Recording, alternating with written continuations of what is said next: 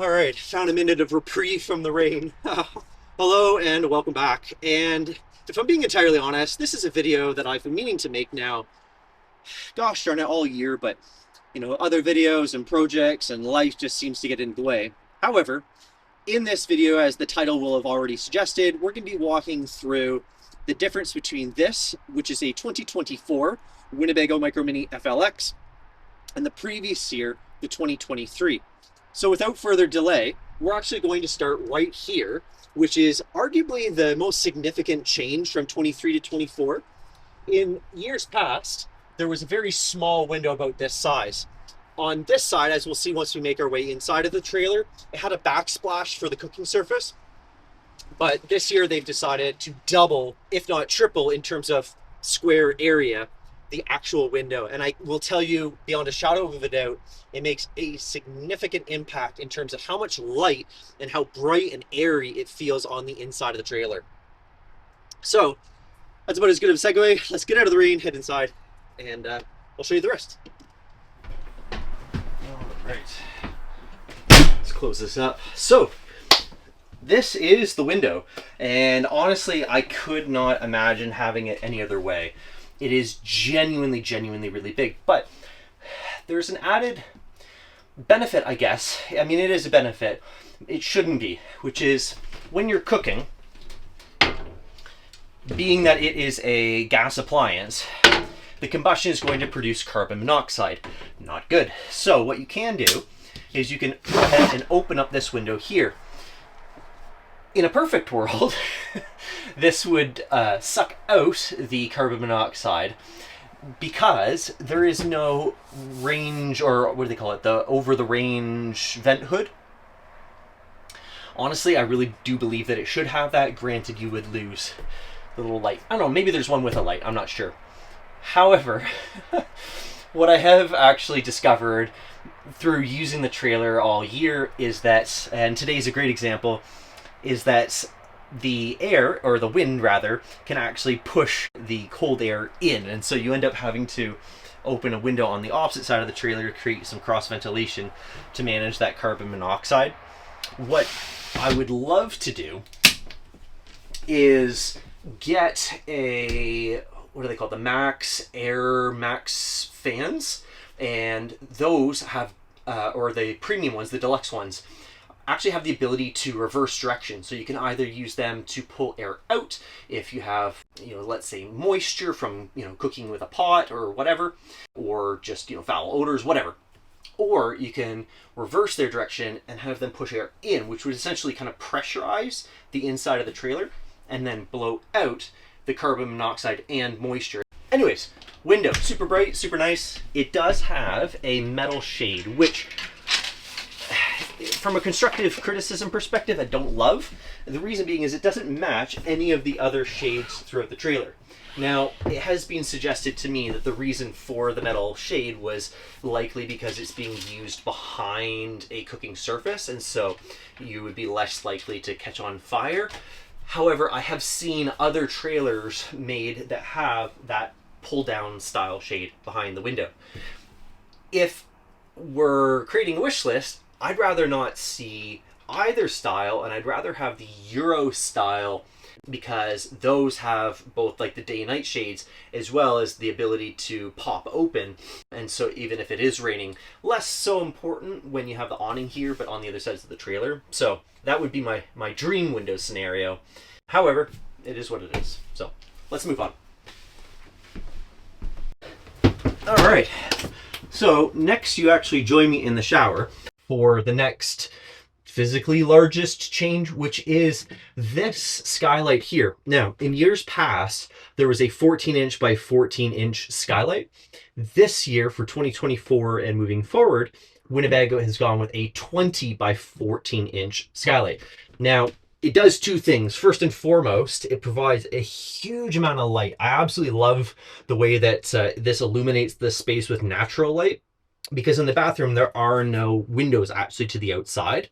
The second thing it does is, I'm about 5'9" and I am wearing my shoes right now, so I'll be slightly taller. However, for taller persons, like, the 6 foot plus crowd, you're actually able to get your head in here and be comfortable and still able to use, like, you know, the manual shower head, etc. So the extra space and the extra light, honestly, it's a welcome addition to me. I think the cost change would be marginally more. However, the functionality and aesthetics of it all, yeah. All right, so staying here in the shower, but reorienting ourselves to this spot, you'll see that there is not a shower miser system here. And if I'm being entirely honest, I didn't know that Winnebago had changed this for 2024 to the point where I actually called the factory thinking that they had actually mismanufactured mine. Because on the FLX, in order to promote, or maybe not promote, but manage water most efficiently, they had the shower miser as compared to the non-FLX, which did not. For 2024, I'm very happy to report that what Winnebago has done is that they have upgraded the entire water system from the Truma AquaGo Comfort to the Truma AquaGo Comfort Plus. And while it may seem like just a plus sign is a small iteration on it, the actual plumbing and utility and functionality difference is huge. So what am I talking about? Well, on the FLX for 2023 and prior, the shower miser system was a recirculation. So water would come from the hot water tank to the shower, and you could have the lever flicked in such a way that it would then recirculate back into the freshwater tank. That way, once it was indicated that there was hot water at the fixture, you could then turn it and hot water would come out, and you were conserving that hot water. However, for 2024, by going to that Comfort Plus, there is now a full return track from every single faucet in here. So not just the shower, the bathroom sink, and the kitchen sink.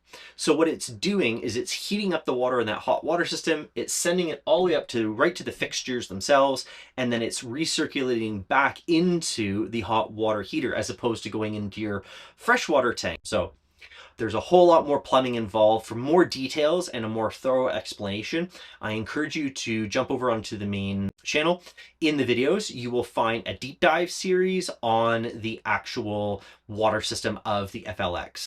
So in that video, there are going to be images and pictures and hopefully a better explanation than what I've just covered here. But that is a really important update. In fact, in terms of usability of the trailer in general, I would actually place this above the window in the kitchen, as amazing as that window is. So anyways, let's keep moving. Oh, I'm getting old.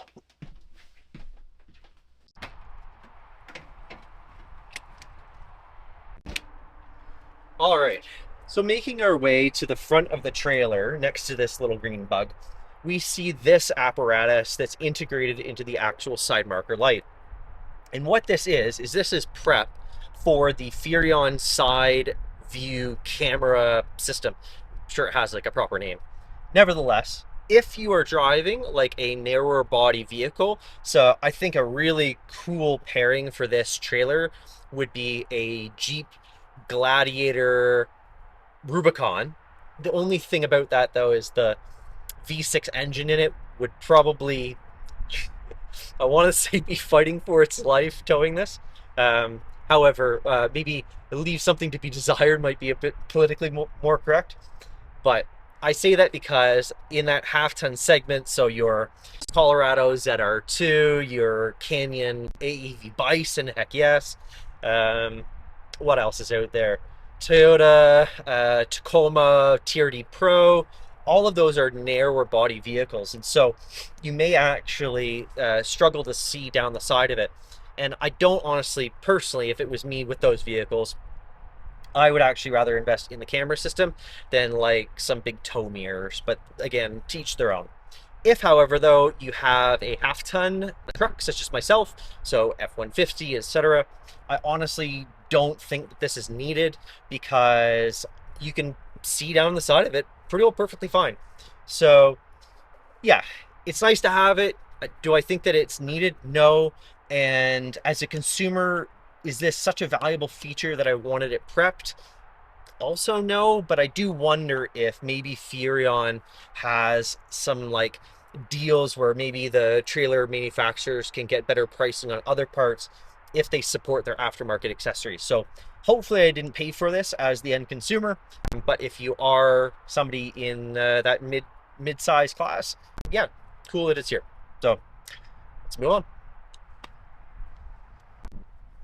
So making our way around to the driver's side of the trailer, we have this situation here. Now, what I was told was that new for 2024 is an enclosed electrical junction box, and the only thing that I can see would be this right here. However, there still is a lot of junctions that are not enclosed, so maybe because mine was produced in late 2023, I'm not equipped with it. I'm going to do my best to actually try to find some alternative imagery, and if I do, I'll go ahead and include that on the screen now. However, I am told for 24 that they have gone to a enclosed junction box. So, yeah, take for that what it's worth. All right, let's keep going. All right, so yes, we have been talking about the 2024 Micro Mini FLX. However, in the non-FLX version for 2024, Winnebago has actually moved to an inverter prepped system. So if you wanted to come in after the fact and add your own batteries and your own inverter, you can absolutely do that to try to increase some of that off-grid capabilities. It's very tempting if you're looking at doing a all-out build. However, I think one of the key benefits that you won't get that still exists only in that FLX trim is that Truma air conditioner, because as I've been told, it's very energy efficient and much quieter compared to other models on the market. So you could actually buy the non-FLX and add an inverter and battery system that even surpasses the FLX, but I still think that there are more components and a bigger picture to consider. So yeah, food for thought. Anyways, let's move around back and we'll wrap up with the final difference. All right. All right, last but not least is the rear camera prep.